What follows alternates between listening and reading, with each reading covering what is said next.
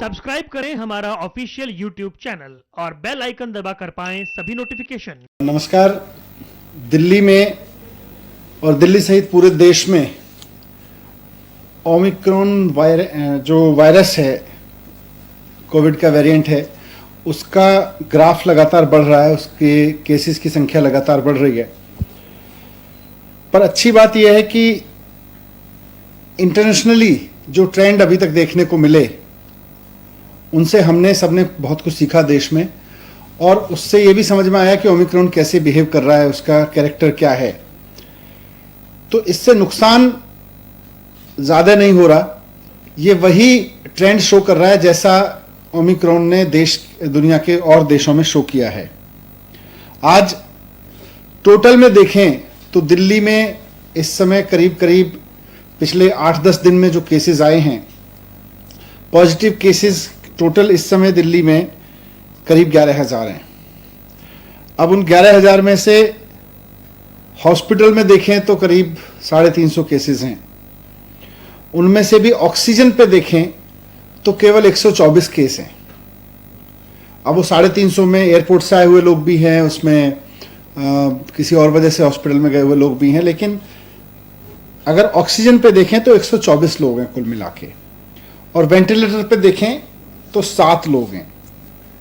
तो एक्सपर्ट्स का ये मानना है कि ओमिक्रॉन का अभी तक का जो बिहेवियर है, अभी तक का जो जिन लोगों को ओमिक्रॉन का इन्फेक्शन हो रहा है, उनको बहुत माइल्ड सिम्टम्स हो रहे हैं या नहीं हो रहे हैं और जल्दी ठीक हो जा रहे हैं। लेकिन फिर भी अगर लोगों को कोविड हो रहा है तो खतरा तो है, इसलिए इससे बच के रहना भी ज़रूरी है। और बच के रहने का सबसे बढ़िया तरीका है कि हम पूरी तरह से सेफ्टी रखें, हमेशा मास्क लगाएं बाहर निकलें तो, और जब भी भीड़ भाड़ में रहें तो मास्क लगा के रहें। होम आइसोलेशन इसका सबसे बढ़िया सॉल्यूशन है कि अगर किसी को कोविड हो जाता है और कोई सिम्टम नहीं है तो सारे एक्सपर्ट्स का ये मानना है कि होम आइसोलेशन ही रहना चाहिए। हॉस्पिटल केवल तभी जाएं जब आपकी ऑक्सीजन लेवल लगातार डिप हो रही हो या आपको कोई परेशानी हो। तो आज भी एक्सपर्ट्स ने यही बात दोहराई।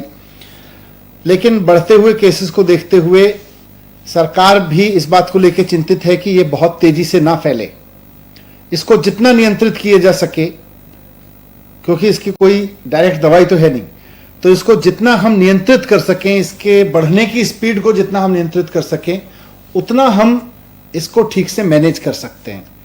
तो इसलिए आज डीडीएमए की बैठक में सरकार ने कुछ फैसले लिए। उसमें सबसे इम्पॉर्टेंट है कि दिल्ली में सैटरडे और संडे को यानी वीकेंड्स पर अब कर्फ्यू रहेगा। तो लोगों से अपील है कि कर्फ्यू के दौरान बाहर ना निकलें, बहुत ज़रूरी होने पर हॉस्पिटल या कोई बहुत एसेंशियल ज़रूरत पर ही बाहर निकलें, लेकिन सैटरडे संडे को कर्फ्यू का पालन करें, घर में रहें, वर्क फ्रॉम होम करें या परिवार के साथ बैठें। दूसरा, केसेस ना बढ़ें, इसलिए ये भी फैसला लिया गया कि जितने भी गवर्नमेंट ऑफिसेज हैं उनमें एसेंशियल सर्विस वाले ऑफिसेज को छोड़कर सबको अभी दफ्तर आने से मना किया जाएगा और केवल ऑनलाइन या वर्क फ्रॉम होम कराया जाएगा। तो government offices work from home mode पे रहेंगे या ऑनलाइन मोड पे रहेंगे।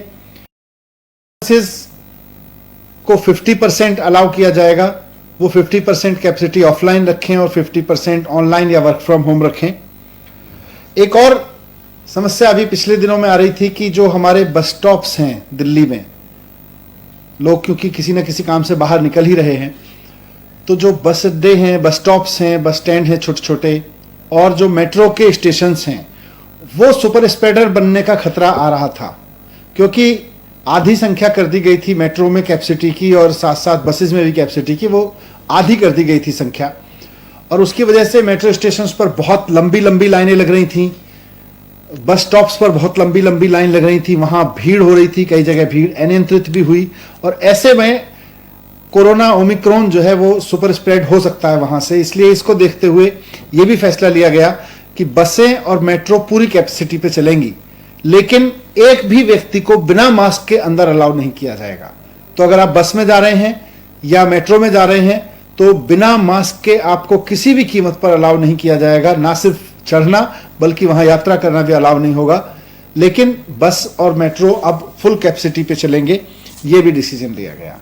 एक बार फिर से मैं कहूंगा कि घबराएं नहीं, घबराने की जरूरत नहीं है।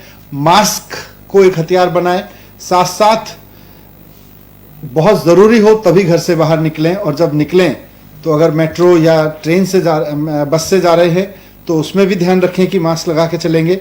लेकिन सैटरडे संडे पूरी तरह से कर्फ्यू रहेगा। सर कर्फ्यू रात में और दिन में उसको थोड़ा सा बता देगा? नहीं, रात में तो लगातार चल रहा है, ये दिन में भी रहेगा। और इसमें एसेंशियल सर्विसेज के लिए किन किन कैटेगरी को आप लोग? एसेंशियल सर्विसेज पहले से, अब पिछले 2 साल से लगभग चल रहा है, तो खाने से लेके और मेडिकल से लेके और पुलिस और इस तरह की जितनी भी चीज़ें हैं एसेंशियल सर्विस में, इमरजेंसी सर्विसेज में, फूड आइटम, सब्जी और ये सब को नहीं रोका जाएगा।